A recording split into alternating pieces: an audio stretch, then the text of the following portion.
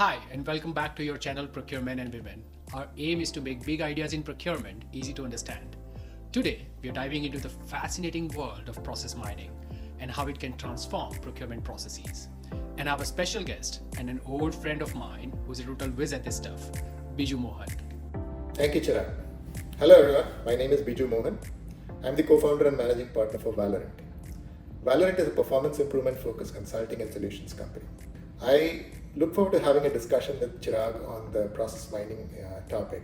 This is a favorite approach that we use for most of our clients, and we are involved in understanding their processes, identifying opportunities for optimization. So you've likely heard about process mapping, right? It's like drawing up a blueprint and what we think our organization's processes look like or ideally should look like. It sounds straightforward enough. Map out the steps, follow the path, and efficiency achieved. But hold on a second, because when we start really dig into what's actually happening on the ground, we find that reality is very different from expectations. Why is this? Some organizations are incredibly complex beasts, and in this complexity, individuals and teams naturally seek their own way to get their work done. This means they might bypass certain steps or create new ones altogether, deviating significantly from the original process map. And here we are. Below the surface lies a network of real, lived experiences, shortcuts, and workarounds that are the organization's heartbeat. We will focus on a scenario we are all familiar with, the procure-to-pay process. You'd think it's straightforward as following a recipe. Create a purchase requisition, whip up a purchase order, record the goods receipt, receive the invoice, and simply pay the supplier. But wait, there is more to the story. When we start to scratch beneath the surface, what we uncover is surprisingly different. Sometimes suppliers send invoices without a PO, or POs that change more often than the weather of London. POs are sometimes created out of thin air without any PRs to back them up, or POs created even after goods have magically appeared on your doorstep. These deviations can lead to inefficiencies, non-compliance, and a whole lot of risk. In 2019, a man stole $100 million from Google and Facebook by sending fake invoices. Imagine that. So process mining helps us identify where things are going off track and why. And remember, deviations are not dead ends, but opportunities for improvement.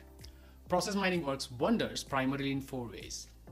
1. Automated process discovery to map out the actual workflows happening on the ground. 2. Variant analysis to look at all the different ways a processes can happen. 3. Performance mining to keep a track of all important stats such as time, cost, throughput, utilization, among others. And 4. Compliance checking will ensure things are running smoothly and by the rules. Let's talk tools. According to Gartner's Magic Quadrant, and it's not a secret that Celonis is a leader in this space. But hey, there are plenty of other players too, like Eris from Software AG, SAP Signavio, IBM, UiPath, and many more. Let's look at practical example using Celonis.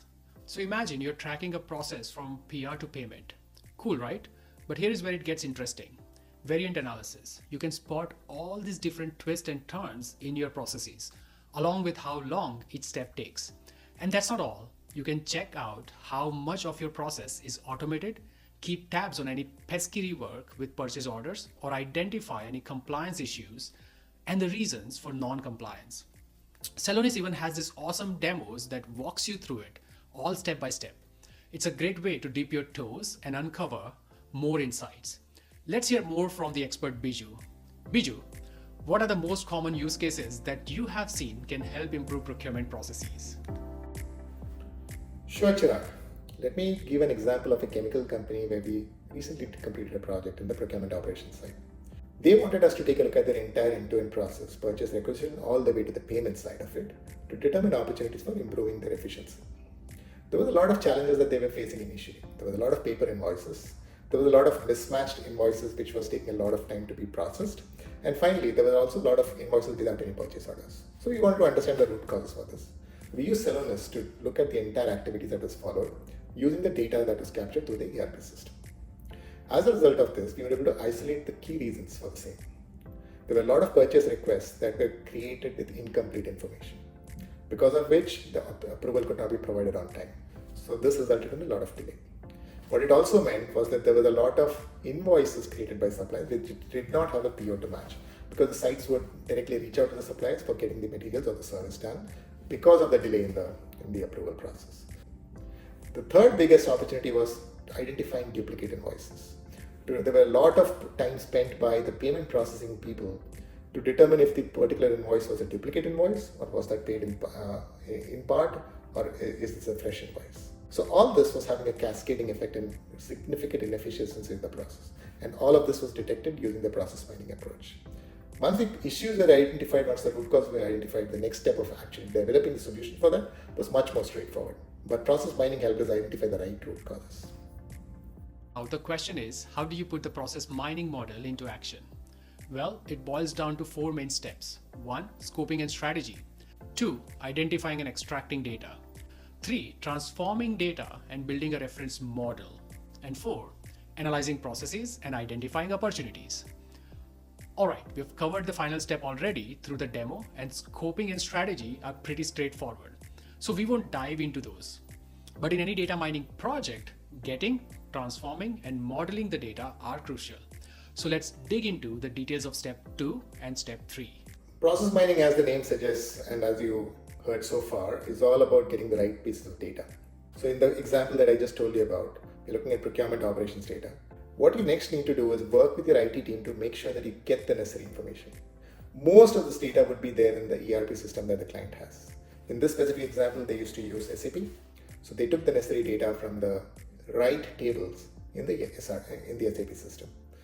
Once you get the necessary tables and the data extracted, it's all about putting it together, almost like putting together a jigsaw puzzle. Then you run the tool on it, and that is going to help you develop the insights.